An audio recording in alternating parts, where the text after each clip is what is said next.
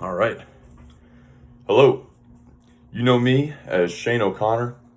When asked who I am, I often give a generic answer.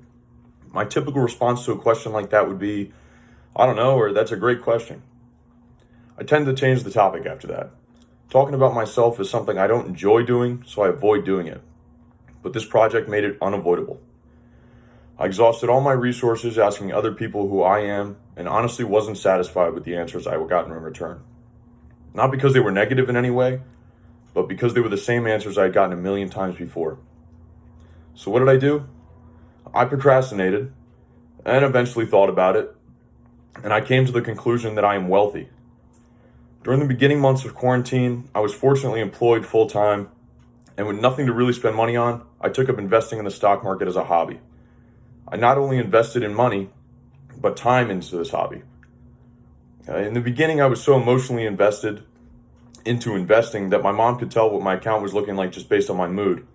This became exhausting. I learned that it's important to step back and let my investments work by themselves. By taking this step back, I realized that my substance came from far beyond what I have in any account.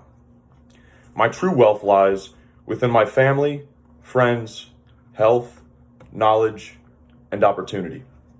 And these are just some pictures here. I hope you guys can see them. Obviously, my family, friends. All right. The first thing on my list of why I'm wealthy is my family. Now, what to say about my family? This, just like myself, is something I don't typically give too much detail on. But for this assignment, I'll branch out. I would usually just tell you my dad's from Jersey City, my mom's from Brooklyn, and I've got a couple younger sisters. But just for you guys, I'll give you a little bit more detail. My parents divorced when I was younger. What wealth did I gain from that, you might ask? Well, none at first.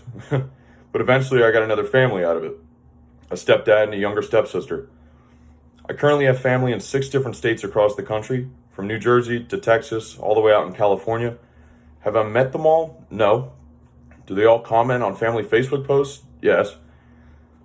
Even though we may be thousands of miles apart, we're still close with one another.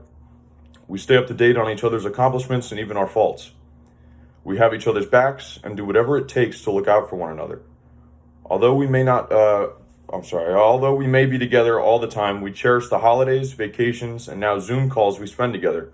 I take comfort in knowing wherever I end up in life, I'll have family nearby.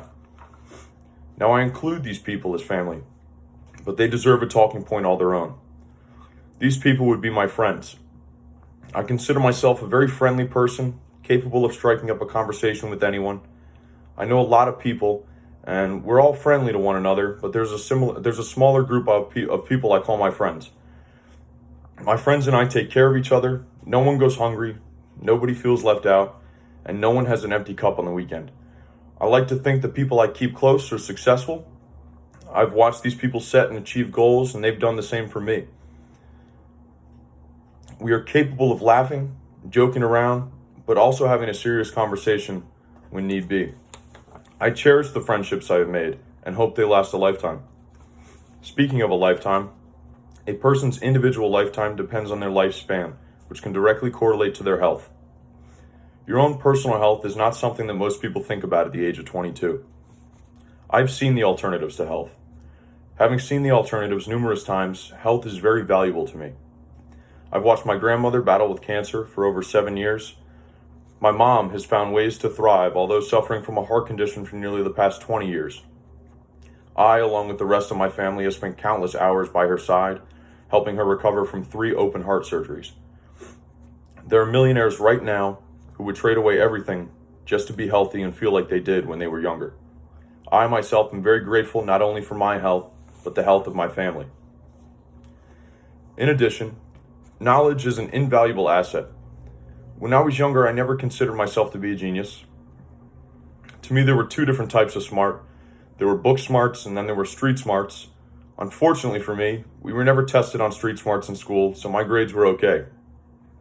It took until my sophomore year here at Moravian College to see that I could be successful in the classroom and gain immense knowledge without reading an entire textbook.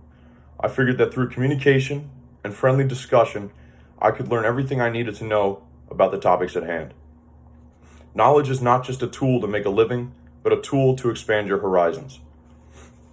My last point of wealth is a culmination of everything I have previously spoken to you all about. With everything that has happened throughout my life, I have been blessed with opportunities. I find that the connections I have made throughout my life, through family and friends, have helped me along the way. I have been able to take relaxing vacations in Maine, Canada, and even down in Bermuda. I've welcomed the opportunity to educate myself alongside my peers here at Moravian College. I've had the occasion to work during breaks and summers.